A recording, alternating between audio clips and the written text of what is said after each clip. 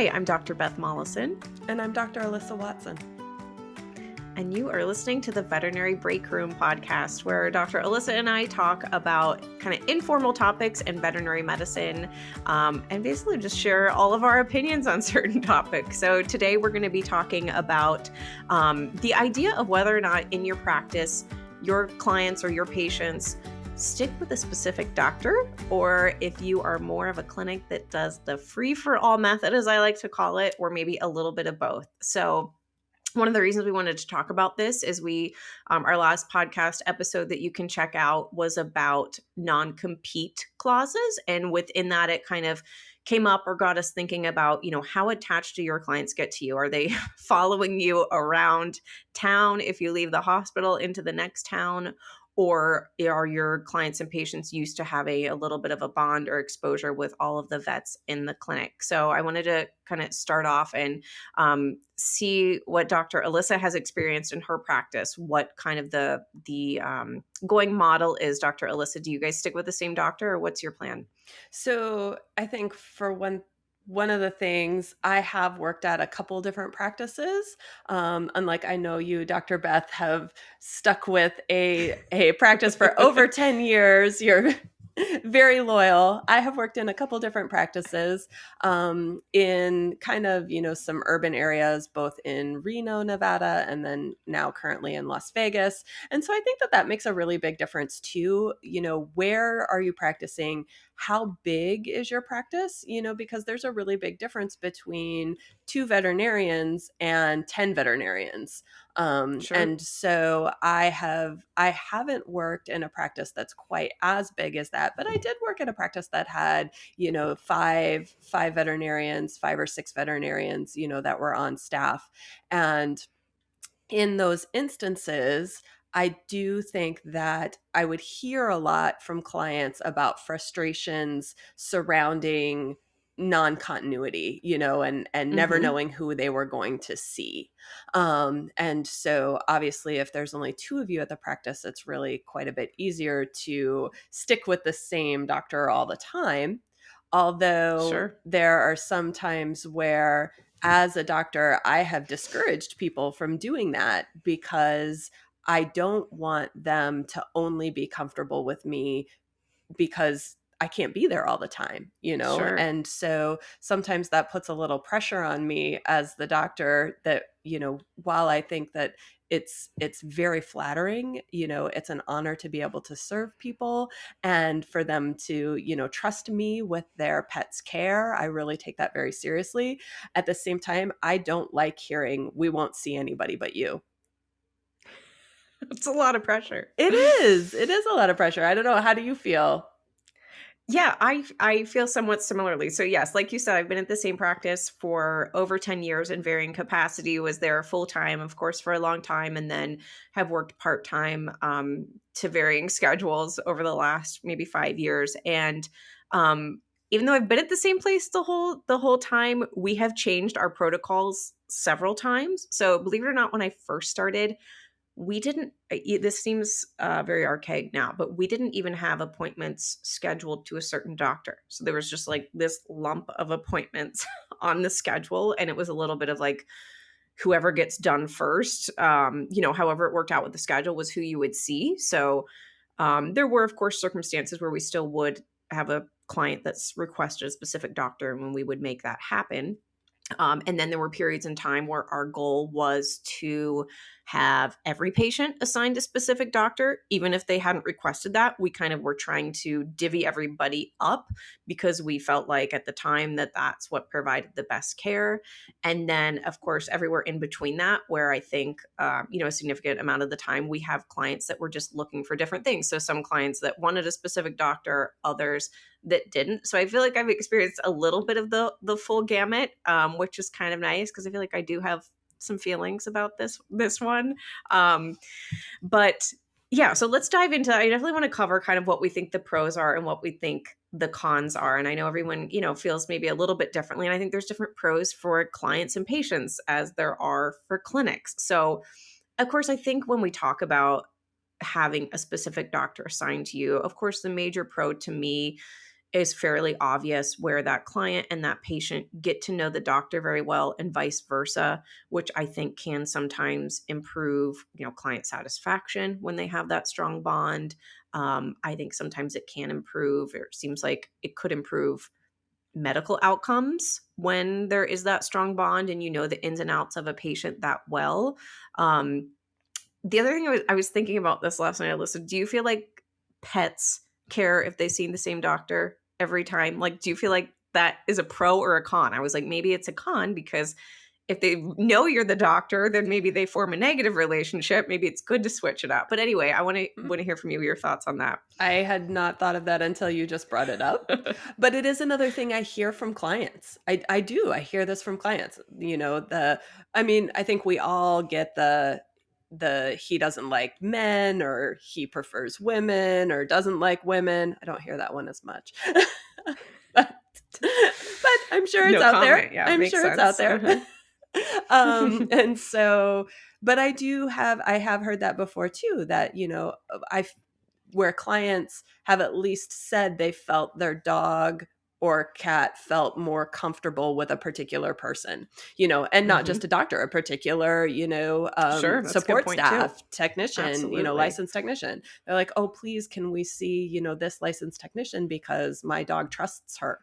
So, Yes, I love that. yeah. For some reason, that makes me very happy because I feel like sometimes, the techs are our greatest liaison to knowing a patient. Sometimes I feel Mhm. like they remember the faces in these dogs in these cases sometimes better than I do. So, yeah, we've had that situation too. And um, I do feel like, I think, of course, we can talk about downsides too, which maybe we'll just mix these in here. I think on the flip side of building that strong relationship comes the moment that that vet is not in the office. And then suddenly, sure, it's great that there's a vet out there that knows your pet that well, but it's at the expense of the fact that the vet that's there today has never met your pet, Mhm. doesn't know you, doesn't know its temperament or the medical case. Right, or has never met you, and Hmm. I know that I have heard from clients that there is frustration in that as well, especially if their animal has a really complicated medical history, to feel like they have to start from scratch and explain that all over, even though this is technically what they consider their vet, you know? Right. Yes, exactly. And I think that's almost best case scenario where the pet owner recognizes that they need to, start from scratch. Say it's a dog that you're working up for a chronic illness and pet needs to be seen that day. The primary vet isn't there. And then that pet owner, of course, maybe recognizes that it's not enough for the vet just to hold the medical chart. That doesn't always give you the nuances that you need to really understand the case. And so, of course, that client is left repeating the medical history. But I feel like one of my biggest annoyances with this is those clients that come and they're like, "Oh, we don't care what doctor we see, but we certainly expect whatever doctor we do see to know every single thing about our pet and to know about this case. And we're unwilling to help them. And we act like they haven't done their preparation when they, maybe miss a small nuance of the case. And that is one of my biggest frustrations is when clients would prefer to schedule based on their own flexibility and they Mhm. like that they can come anytime. There's always going to be a doctor for them, but then they don't understand that that comes with the con of not having that, just not having the benefits of maybe sticking with one doctor. Yeah, that's a really good point, that maybe we need to kind of emphasize a little bit to clients. Yes, we want to work with you and be flexible with your schedule, but that means that you may be seeing somebody else for your recheck, and that, you might need to put in a little more work in order Right. to make that happen. Right. A little more work, maybe expect, a different conversation than you would Mhm. otherwise.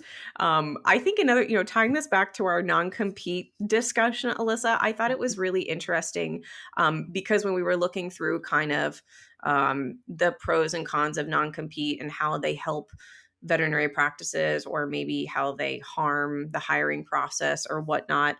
The veterinary business advisors actually suggest that practices rotate clients through all of the veterinarians to kind of build that commitment to the practice rather than the commitment just to one doctor. So I thought that was Mhm. really interesting to see someone acknowledge that sticking with a primary doctor does have negatives and it can make them just bonded to a single doctor when maybe the goal overall, maybe what would be more beneficial for the patient would be to be bonded more to the practice itself. And it Mhm. reminded me of for anybody that's had a baby in the OBGYN office with more than one doctor, how they kind of make you schedule. I don't know if you experienced that, Alyssa, but they make you schedule with each doctor so that you have exposure to each doctor. And again, day of your birth, you're not like, who is this person? Yep. Where's my doctor? Yep. Actually, to tell you the truth, I kind of wish that my OBGYN did do that, because they did not.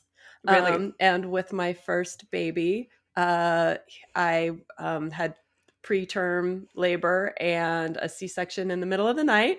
And it was a doctor I'd never met before. So Ugh. that was hard. That was hard. I kind of Yeah. wish that I had known everybody in the practice. But Yeah, that is hard. And it mhm, is, not to relate the birth of a baby to a pet medical crisis, because obviously there are differences there. But I think it's, the same feeling when you come in for an emergency or heaven forbid your pet needs to be euthanized and you walk in and, have to introduce yourself rather than right. having that kind of acknowledgement that you've been there before and have at least met each other and under different circumstances, calmer circumstances. Mhm, mhm, absolutely. I can think of several situations, over the years too, where clients have come in and you know, do you ever get that where you walk in and they say the first thing out of someone's mouth is, "Oh, you're not Doctor X," and I'm like, "No, I'm not." No. Yes, I think that is another con is I think, yes, you kind of set your other doctors up to start Mhm, behind the 8 ball when they're trying to handle the case and there's already that little bit of animosity maybe between the pet owner and the other vet. The other thing too, I feel like I dealt with this because I have worked for several years as a part-time doctor. And I felt that very strongly where I kind of almost hated when people did get attached because then, especially if it was a pet that had a lot of medical needs that I knew was going to be in when I wasn't there. And then suddenly you feel like that case is, they're very attached to you. You're the one primarily managing the case, but inevitably that the other doctors are going to have to get roped in and have to try to get caught up to speed.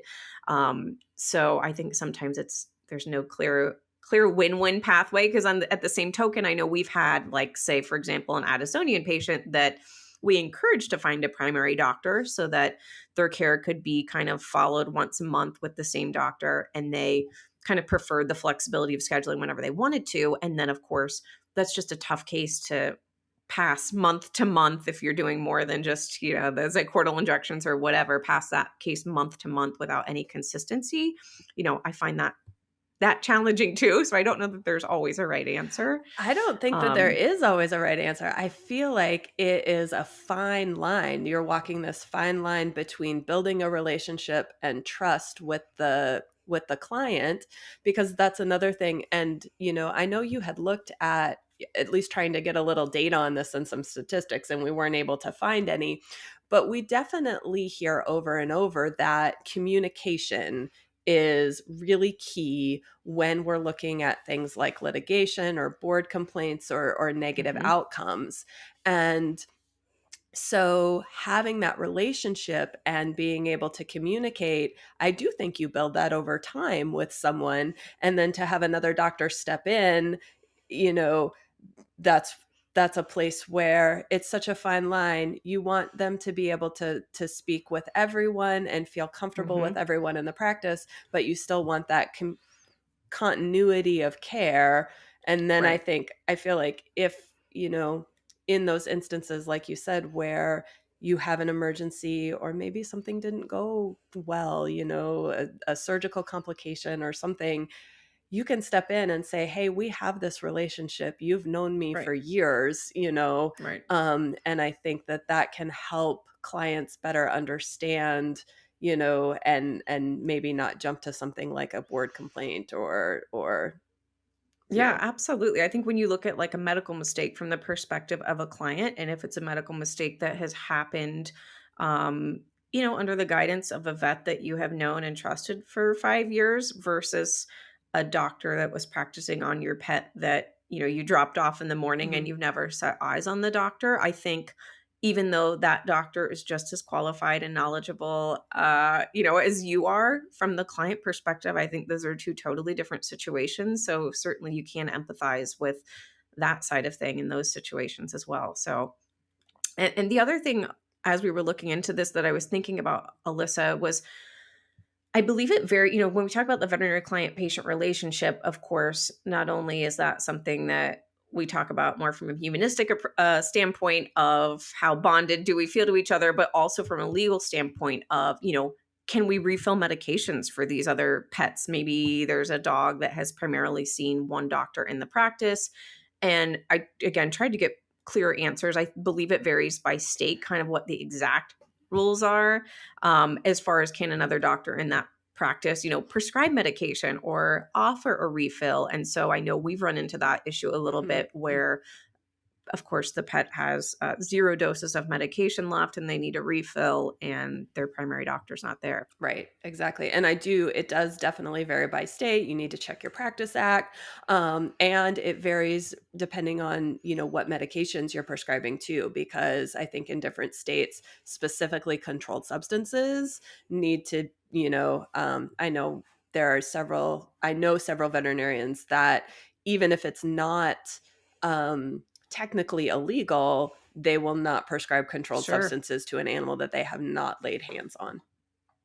Yeah, that makes sense. Even just the, like you said, comfort level of the practitioner themselves is different if you have zero relationship. So yeah, lots of pros and cons. I think again, my irritation comes from the fact that, and maybe this is just what I've experienced, but I feel like, at least in my experience, it seems to be that everyone emphasizes the benefits of having a specific doctor and like, oh, there's just nothing better than that relationship. It provides the best care for the pet. So I always like to point out that maybe there are some cons to that side. And especially in this climate of how busy veterinarians are, Mhm.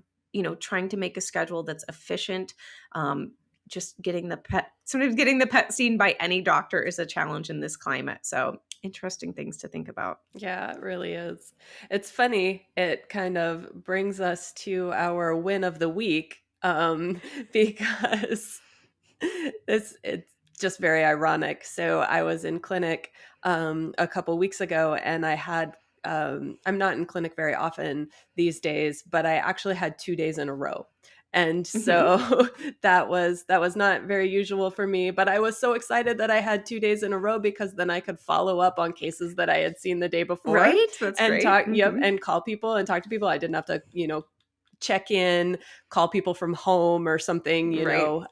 and so that continuity was there. And then I also had my very first 3 appointments on the first day that I was in clinic were long-term patients that had actually followed me from another hospital earlier on and everything. And so I was like, it was so nice to see those people. But it's just very ironic after we had this discussion today. Yeah, that's right. To see those, I know there is nothing better than seeing the patient that you've known for, Hmm. yeah, 10 years for different life stages. Yeah. Um my one of the week this week, Alyssa, is not clinic related. And I actually don't know why I'm bringing this up to you because you live in Vegas. And so whenever we try to talk about weather, we just don't see eye to eye. I'm stuck in Ohio. And I just can't help but celebrate the fact that I looked at the ground on my walk yesterday and we have little things are trying to bloom, Oh, which they're usually happens. Well, I mean, I don't know why I'm celebrating. It's still February, but usually in February we do start to see some of the bulbs grow. mhm. And as someone who hates winter weather and has self-diagnosed seasonal depression, that's just the best sign that I ever could have seen after we're probably only halfway through winter, but it's felt like a very long winter. So that's Mhm. going to be my one of the week is the fact that I can smell spring around the corner. It's coming. It's right there. I can see it. Yes, it's coming. That's funny. So, After we get off today, I'm throwing everything into the suitcases, and we're heading up to Big Bear, do some snowboarding. But see, I just leave it and then I come back. So well, that's what I'm very jealous of your situation there, Alyssa. So I'm very happy for you. Anyway, thank you all for joining our conversation today, and we will talk with you all soon. Thank you for listening to today's episode of Veterinary Breakroom. If you enjoyed today's episode, you can find us wherever you listen to your favorite podcasts, including a video version on YouTube. While you're there, make sure you subscribe, rate, and review. You can also listen to or watch our podcast episodes on our website at cliniciansbrief.com/podcasts, or drop us a line at podcasts@briefmedia.com. Veterinary Breakroom is a Brief Media production, produced by Alexis Ussery and co-hosted by Dr. Alyssa Watson and Dr. Beth Molleson.